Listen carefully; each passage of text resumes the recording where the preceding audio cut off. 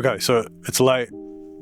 Robin and I are going to talk about ChatGPT and copywriting. There's been a lot of comments about if copywriting's worthy of your time, because a lot of people think that ChatGPT is coming really quickly and it's going to make copywriting and copywriters redundant and therefore a waste of your time. So we're going to talk about copywriting and AI and ChatGPT now. I think a lot of people have the misconception around GPT taking over copywriting just because they don't understand the nuance of copywriting. They don't understand how deep it goes. They don't understand what you're actually trying to do when you're writing copy. And the big misconception here is that a lot of people think that it's words on the page, but that's the tip of the iceberg. Underneath that, the 99% is all consumer understanding. And you need to be able to get down and dirty with that consumer understanding if you want to write good copy. And that's really hard to do at this point, even with GPT, because GPT can't access that right now.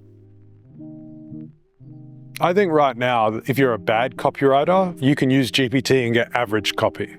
The average copy is not going to move the needle. If you're a great copywriter, you can use GPT and get faster. That speed is huge. I wrote 140 emails in 30 days with the help of GPT and the help of a big long prompt. I like to use GPT to give me ideas, not so that I take their ideas and use them, but so that I can build off those ideas and I don't have to look at the blank page. An example of that would be like with Helsinki House, I'll ask GPT, what are photographers' shameful desires? And it will start giving me answers, and maybe they're true, maybe they're not, but at least it's something that's coming from outside. And it's like having a conversation with an assistant. And because I know where I need to go and what I need to understand, I can use GPT to help me get to that place, which is an understanding of what I believe is the core desire of the photographer and how they're using Helsinki House. The quote is, the quality of your life depends on the quality of the questions that you ask yourself. And in the same way, the quality of your copy will be dependent on the quality of the questions you ask GPT. And that's especially true in the iteration process. So you ask it something, you put in a big long prompt, it'll spit some shit out at you. And then how you iterate off that depends entirely on what's up here and where you think you need to go with it. And if you don't know anything, if you're just a beginner, you can't use that to your advantage.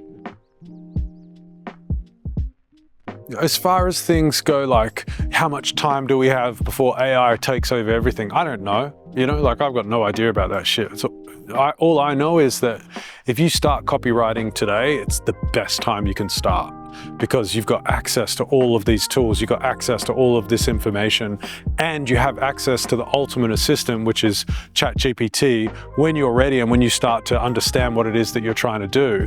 Whereas if you go back 30, 40, 50 years, you had to go to the library and hope that they had a book on copywriting, and then you had to write letters and send it in the mail. And like this is the golden era of copywriting, because it can be expressed in so many different ways. You can start an ecom store, you can do freelance, whatever. Everything is easier right now. And the people that are telling you that you shouldn't do it, I would look at their life and see if they have a life that you want to live.